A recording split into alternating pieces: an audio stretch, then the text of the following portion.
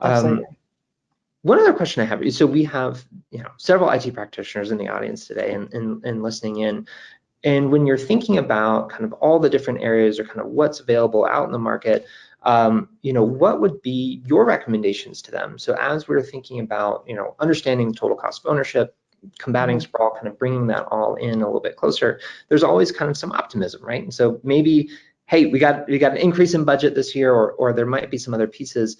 What are some of the, I'd say, maybe recommendations or other pieces of technology that they say, hey, look, regardless of where you are in an organization or how big your organization is, here's one, two, as many as you'd like, kind of other pieces to think about or recommendations that you've seen evolve over your tenure at MIQ? Yeah, absolutely. I think it's a multifaceted kind of view, really.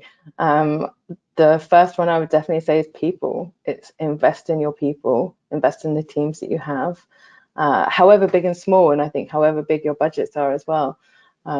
That's one thing that MIQ are really good at is we focus on our teams. We're consistently investing in them and their ongoing development, and innovation is key as well. So we're doing events where we're pulling in our brightest minds across the globe to take part in events, in order to kind of put together solutions that we can help our clients develop their end goals better with. So I think it's really investing in people, making sure that your teams have the tools that they need, they have the training that they need. But on the other side as well, for us in particular, over the last 6 months, we've been really kind of heavily focusing on sort of asset management, security tools. I think, again, don't want to keep going on about the pandemic, but I do feel like there was this huge kind of shift in the kind of paradigm of working in an office 9 to 5, Monday to Friday. I can't foresee that's ever going to go back to that sort of life anymore. So then it's thinking about, what can we do as an IT team working remotely to effectively manage the assets that we have. So we've really kind of focused on bringing in asset management tools, moving away from spreadsheets and kind of condensing everything into one location, which can be costly if you're using a specific tool for it. There are other budget-friendly options, but I think asset management, knowing what you have, knowing where it is, keeping on track of, device life cycles as well.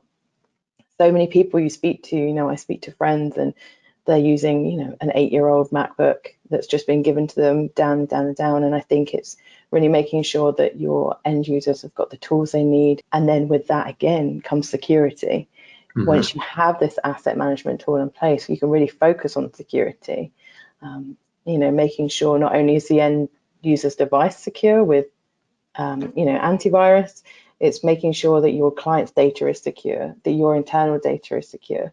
And I think that's been a real big push, especially during COVID, where people are working from a hotel in Barbados on public Wi-Fi, and, people are working from their hotel room somewhere else, and everyone's working everywhere and they're scattered. So it's ensuring that, the products that you're putting in place work really well, they integrate really well. There are definitely a huge range of budgets for enterprise down to small, medium business. And I think it's really making sure that as a team, you have the security tools you need to, cover yourselves as a company, but also ensure that your end users know that their data is secure and that, nothing's going to happen if they do connect to Starbucks Wi-Fi. Yes, and even though we will living vicariously through them in their Barbados hotels. Please subscribe and check out more content from us.